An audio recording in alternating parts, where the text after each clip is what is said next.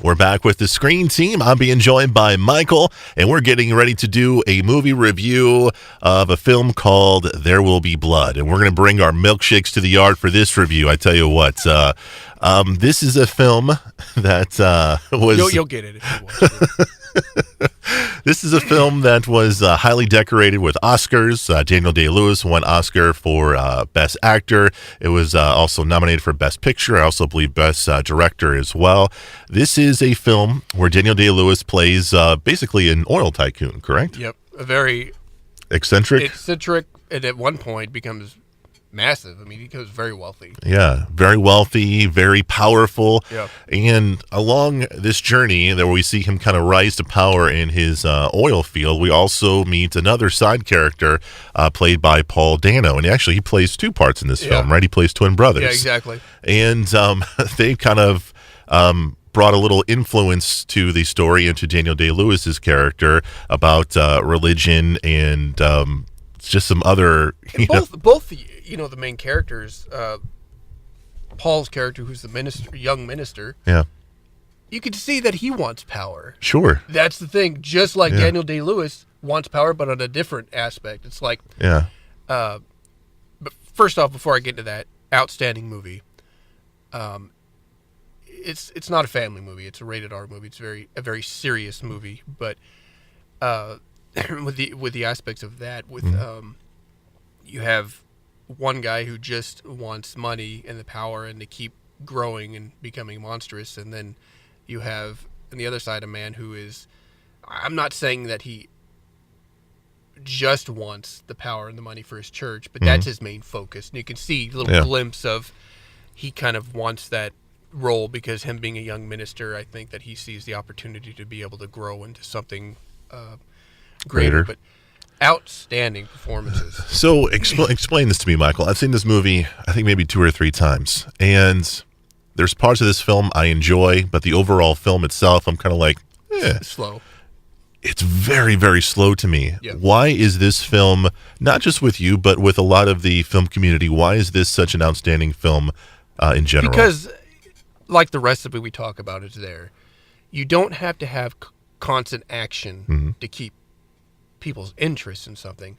The writing is awesome, the acting is awesome, the shot angles and the directing is great, but it also, commonly you don't see films that have a little a music score. Like there were so many scenes in this movie. The shots were so powerful because they were quiet. They didn't have any speaking. They were just, shots of stuff going on or digging. And that's what I thought was interesting, is how powerful these shots were without the music doing a lot of the storytelling. They're going to emphasize it was done with the script and with the actors. So I think because the performances were so strong, the actors were good, the timing was good, the directing, the editing was good. I think that with those things, like The Godfather, being slow at many parts, it was just very captivating and interesting. And you were transported to that world, exactly. Correct? And with this one, you were transported to that world. Exactly. Let's talk about Daniel Day-Lewis. He won his second Best Actor Oscar for this film, There Will Be Blood.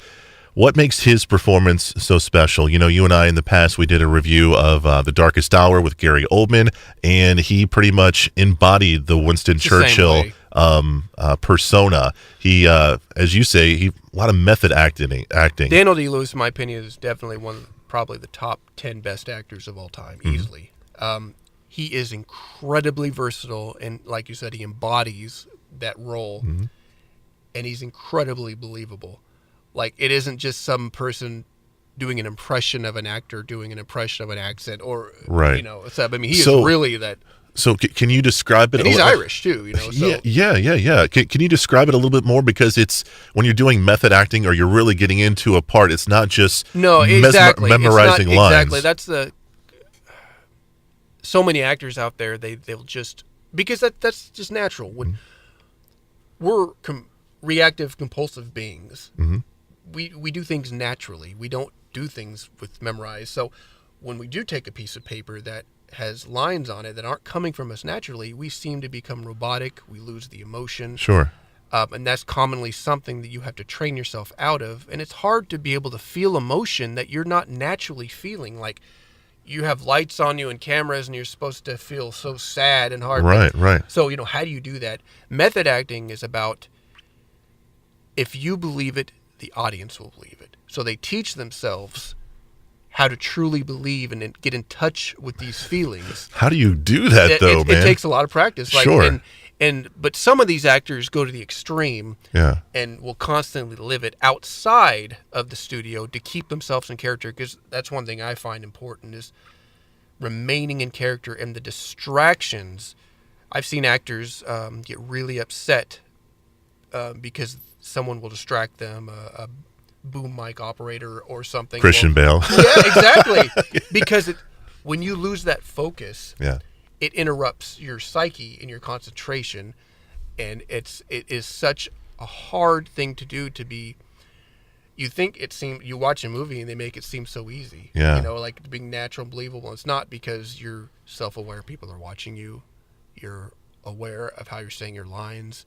So all of this you have to realize and put behind you. So that style of acting. That is such a truly talented gift to have. Exactly. So it takes. But anyway, Daniel Day-Lewis, along with the other greats, Al Pacino and De Niro and James Dean, Brando, the list, they all embodied that, and they are the ones that really. Gilbert Gottfried. Exactly. Right.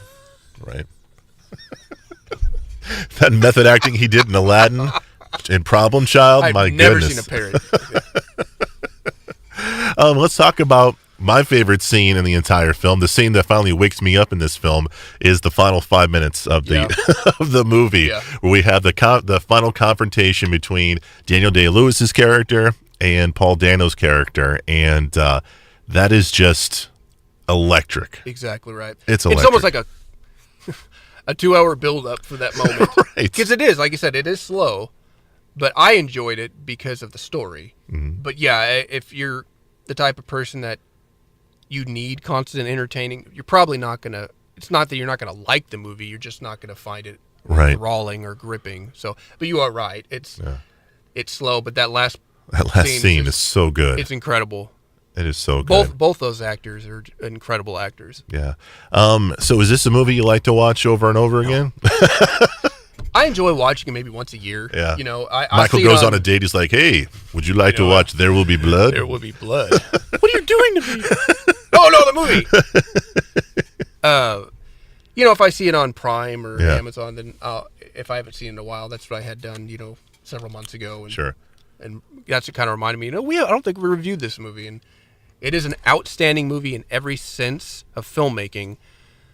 But like I said, if you need to be entertained constantly, it's not going to be. Yeah, Chris, attention span to it. Squirrel. I agree 100% with Michael. I just have a hard time really, really getting into it. But everything Michael said was spot on for sure. Yeah. Movie's called There Will Be Blood, and you can find it on DVD. And remember, we are part of the Screen Team. We want you to know before you go.